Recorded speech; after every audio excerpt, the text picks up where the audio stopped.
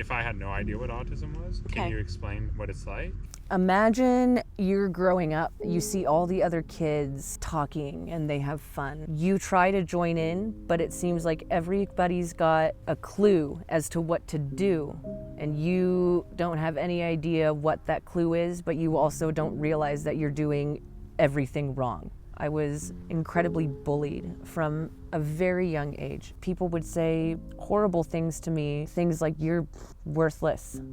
You should just go hang yourself. If you're gonna cut yourself, make sure you do it the right way." By the time I got to high school, I just kind of became a potted plant. People kind of left me alone. I could put headphones on and listen to music and just kind of drown out the world. I think it was a lot easier for me to disappear. Once I started kind of realizing you've had these issues pervasively since you were a child, intrusive thoughts from like the age of 4, problem with social cues and spatial awareness, what to say, what not to say, trying not to stim, all these things that range from like just really small issues to things that are really big. I think that was crushing me. I think that was draining the life out of me to not be able to just be who I am. But I don't know what Stimming is. So like when I'm really excited or just super elated, I'll get like, I call it kind of happy flappy, spirit fingers. There was a time when I was in first grade in gym class and we were playing the Pony Express. And I realized that it was gonna be my turn soon. And so I got really happy flappy and I squealed and I just made like a kind of involuntary noise of delight. And this girl in my class, she turned around and she hauled off and she smacked me right across the face. And so as like a 7-year-old, I'm like, well, people don't like it when I do this. People don't like it, you know, when I rub my hands, you know, or like make noises. Whistling is a big one for me. You know, it got me like physical abuse. There were times where I'd literally sit on my hands in class so I wouldn't stim. If I'm having a meltdown, sometimes my stims get self-injurious and I'll punch myself in the head. And the only way you can stop that is literally my brother, who is like the Jolly Green Giant. He's the only person I would allow to do this to. He can just like bear hug me in his arms and it's like a human straitjacket. But it feels really good because I know that I can't hurt myself. I wasn't diagnosed autistic until I was 28, but there were very many signs. I knew that there was something off about me. And so I definitely wonder if as an adult, people can still just kind of see like, maybe not that one. What do they say? Pheromones. You know, you exude these pheromones. I always wonder like, do I exude autism? And that just like automatically discounts me from getting a fair shot. When I was in culinary school, I was having a cigarette and tying my shoes before class started, and this woman walked up to me and she said, "Oh, you tie your shoes exactly like I do. When did you figure out you're autistic?" I looked down at my shoe and I kind of looked at her and I was like, "You know, I haven't." I said, "But I've had inklings and I think you might be onto something here."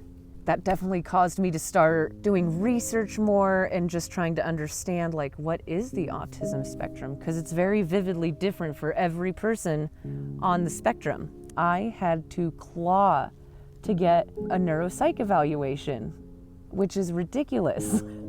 They try to argue that once you get up to a certain point of age in your life that there's no benefit from being diagnosed.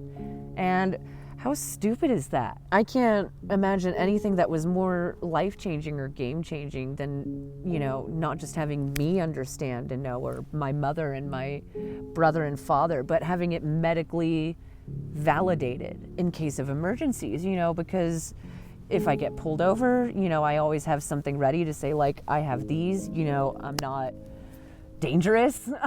Because sometimes if I'm really amped up, I'll get like really stimmy or ticky, and I can have some really just like jerky motions.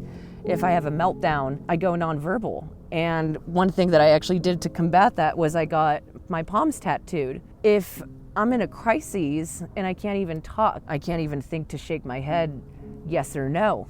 I think I did that backwards.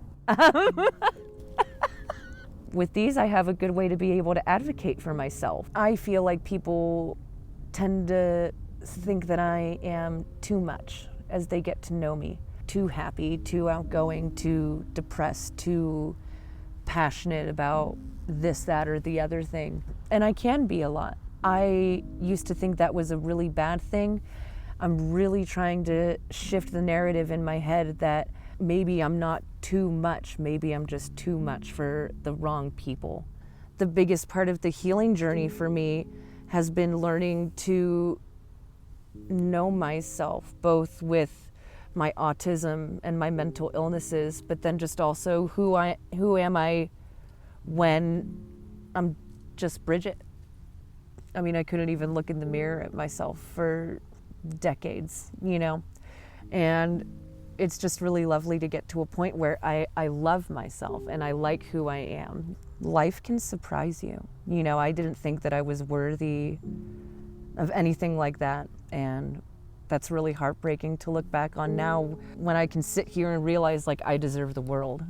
You mentioned OCD. Mm-hmm. I'm interested in like what that's like for you. So I've had really, really bad intrusive thoughts since I was a little kid. I think the first one I ever had, I was about 4.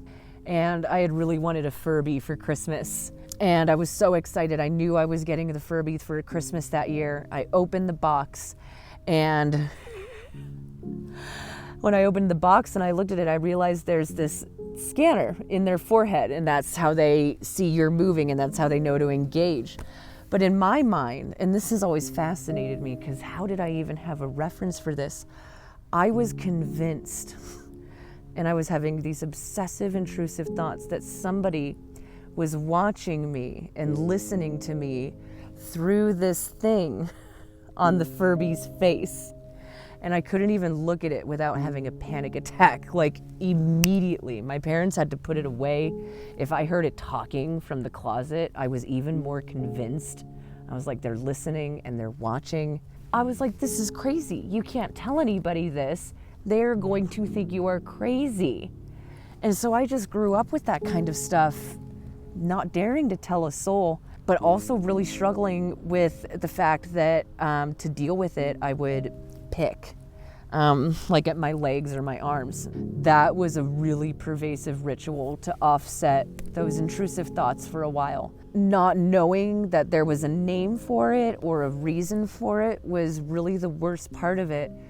It hasn't really changed since then, but knowing there's a reason why I am this way has really made it a lot easier to cope with. That's honestly been such a game changer, is just knowing like this isn't in your head. You're not insane. You just have this thing that makes your brain kind of do its own thing sometimes, and it goes off the rails a little bit. It's fundamentally less scary knowing that there's a legitimate reason for it. I never felt free to be me until, I'll say really the last 5 or 6 years was really when I started to uncover just everything. I don't think there's ever been anything more liberating or gratifying than just being able to fundamentally understand who I am, knowing that I'm different and that's not the death sentence. I embrace it now.